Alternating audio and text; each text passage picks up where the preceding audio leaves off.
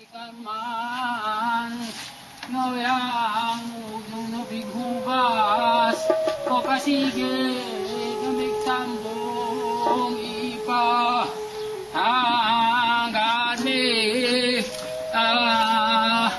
may tambong dini kasi nga baan may kaniman nga ba.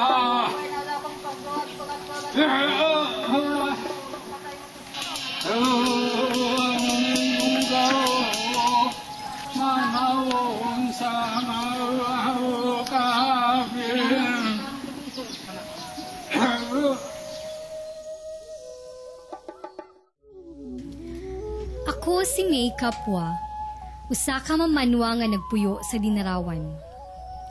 Kini nahimutang sa Habonga, Agusan del Norte, diri sa Mindanao. Ako nagpuyo sa usa ka malinawon nga lugar, daplin sa maanindot nga danaw, nga ginganlan ug mainit. Kami nga mga mamanwa, nga nginabuhi, pinaagi sa pagpangisda, pagpangayam, ug pagpanguma. Kami adunay itom nga pamanit. Sama sa among kaigsuunan nga mga ayta sa Luzon, kami usab adunay kulot nga buhok. Kasagaran kanamo, dili kaayo taas ug pislat ang among ilong. Kami maanyag tungod kay kami pinasahi. Kami nagatuo kay magbabadya ang nagbugna sa tanang katawhan. Kami nagampo sa mga espiritu nga nagpuyo sa kalasangan, kakahuyan, kasapaan, ug sa kabatuhan.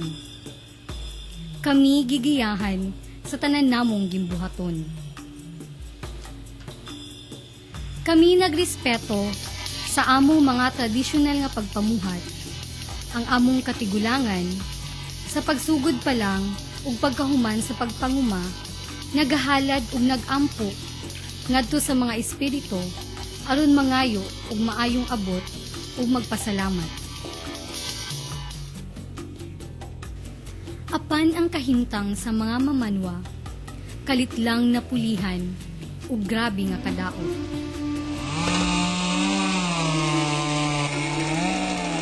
Daghan nga mga komunidad ang napahawa sa ilang mga lugar.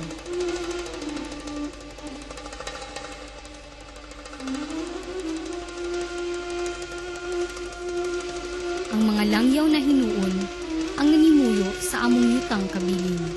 Ang mga proyekto sa kalambuan, mauman hinuon ang nagpatibulaag kanamo. Nagagamay kami nga mga mamanwa nga niabot na lang og 30,000 karon. Ang problema sa yuta, mao ang hinungdan.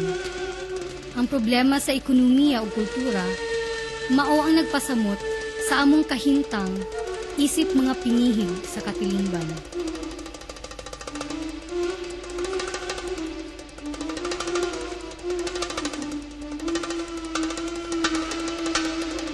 Ang kakulangon sa kakuhaan sa batakang serbisyo, hikawan sa mga maayong oportunidad, ug ang diskriminasyon batok kanamo isip mga lumadnong katawhan, kining tanan dugang hinungdan sa pagkabungkag sa among kultura.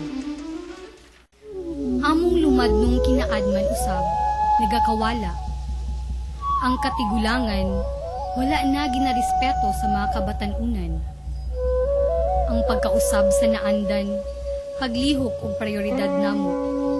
Ang pagsulod sa bag-ong kultura, edukasyon, nga gikan sa kasadpan ug ang relihiyon, mao ang hinungdan sa pagkawala sa among lumadnong kinaadman, sistema ug pamatasan.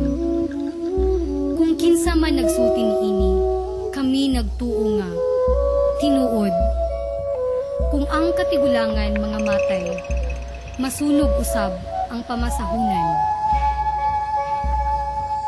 Aduna pa ba'y ugma para sa amoa? Aduna pa ba kahay paglaong alang kanamo nga mga mamanwa? nagatuo ako nga aduna pa. Kung kami mo barog, alang sa among katungod. Kung kami makahimo sa pag-angkon ug balik, ug pagpanalipod sa among yutang kabilin.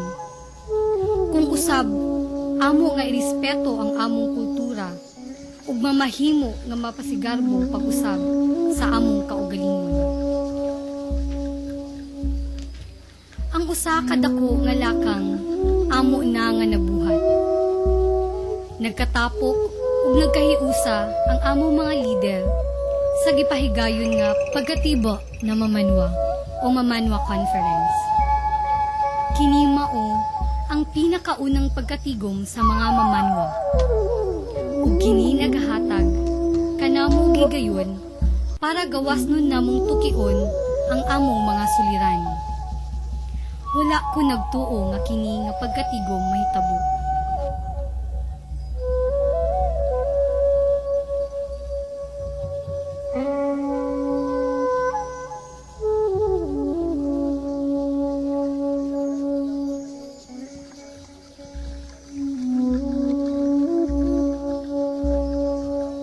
Daghan ko og nakatunan sa maong panagtigom. Ang mga nahisgutan, mooy nakaabri sa among mga mata, sa kasamtangang kahintang, sa nagkalain-laing lumadnong katilingban sa tibuok nasod. Aduna lamang usa ka problema nga nakaapekto kanamong tanan. Kasiguruhan sa yuta. Kini mao ang gipasulabi ni Dave De Vera. Nagpaambit usab si Bonifacio Florentino sa panagtigom. Siya usa ka lider sa katutubong Aita sa Pastolan didto sa Bataan. Ang sugilano ni Caboni mahitungod sa ilang pakigbiso ug kadaugan sa pag-angkon ug pag-ila sa ilang yutang kabilin nga nasulod sa Subic Bay Metropolitan Area nakatandog sa matag usa ka namo. Anaan na kanamo kung amo nga padayunon ang pagpaningkamot sa susama nga katuyuan. Wala kami ni biya sa among panagtigom nga walay nakuptan. Nadala namo sa among tagsa-tagsa kapanimalay ug among bag-ong nakaplagan nga pagsalig sa among kaugalingon.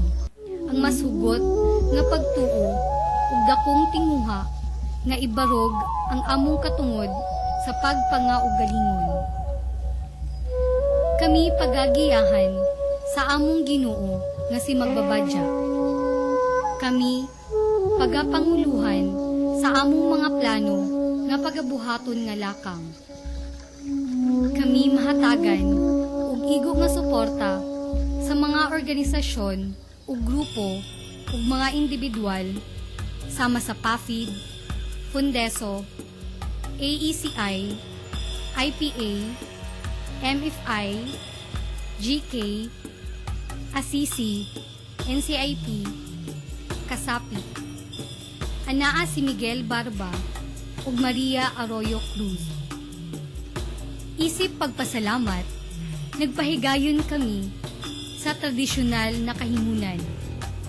Kini mao ang pinakasagrado nga pamuhat sa mga katawhang Mamanwa.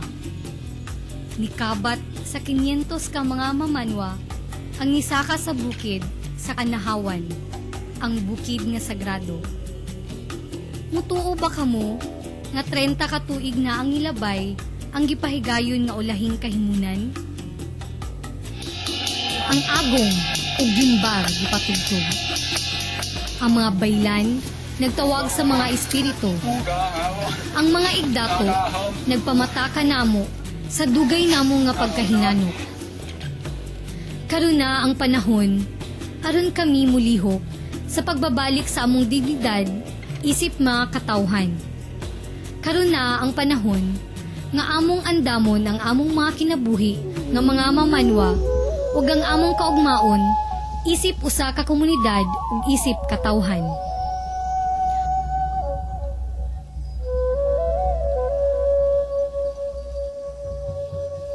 Ubani kami sa among panaw.